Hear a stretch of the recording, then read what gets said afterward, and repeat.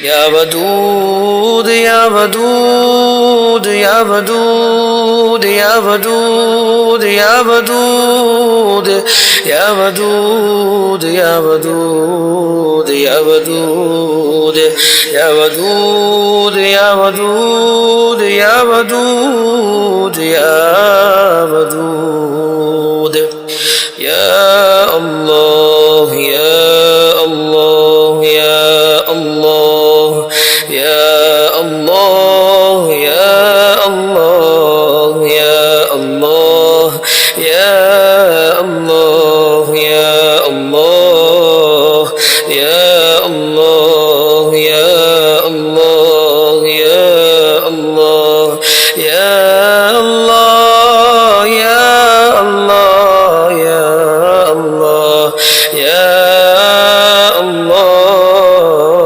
الله السلام عليك يا نبي الله السلام عليك يا حبيب الله السلام عليك يا صفي الله السلام عليك يا خير خلق الله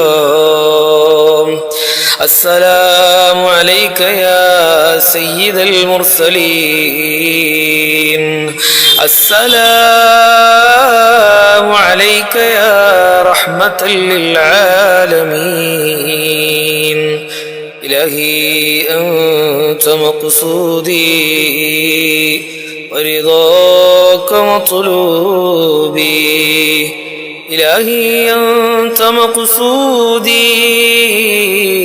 ورضاك مطلوبي إلهي أنت مقصودي ورضاك مطلوبي الحمد لله رب العالمين حمدا يوافي نعمه ويكافئ مزيدا اللهم صل وسلم على رسولك سيدنا محمد وعلى آل سيدنا ومولانا محمد الرحم الراحماയ الملك الجبار രാജ സയ്യിദായ അല്ലാഹ് ഞങ്ങൾ അറിഞ്ഞും അറിയാതെയും ചെയ്തു പോയ സകല പാപങ്ങളും ഞങ്ങൾക്ക് പുറത്തു തരണേ അല്ലാഹ് അല്ലാഹുവേ ഞങ്ങളുടെ ശിഷ്ടകാലം പാപങ്ങളിൽ നിന്ന് മോചിതരായി ജീവിക്കാനുള്ള തൗഫീഖ് നൽകണേ അല്ലാഹ് അല്ലാഹുവേ ഞങ്ങൾക്ക് സന്മനസ്സ് നൽകണേ അല്ലാഹ് സ്നേഹമുള്ള മനസ്സാക്കണേ അല്ലാഹ് നന്മയുള്ള മനസ്സാക്കണേ അല്ലാഹ് അല്ലാഹുവേ ഞങ്ങൾ ഒരുപാട് തെറ്റുകുറ്റങ്ങൾ ചെയ്തു പോയിട്ടുണ്ട് മാപ്പ് നൽകണേ അല്ലാഹ് പടച്ചവനെ ഞങ്ങളുടെ കച്ചവടങ്ങൾ ഞങ്ങളുടെ ബിസിനസ്സുകൾ ഞങ്ങളുടെ വരുമാനങ്ങളിൽ ബറക്കത്ത് നൽകണേ അല്ലാഹ് കടങ്ങളിൽ നിന്ന് കാക്കണേ അല്ലാഹ്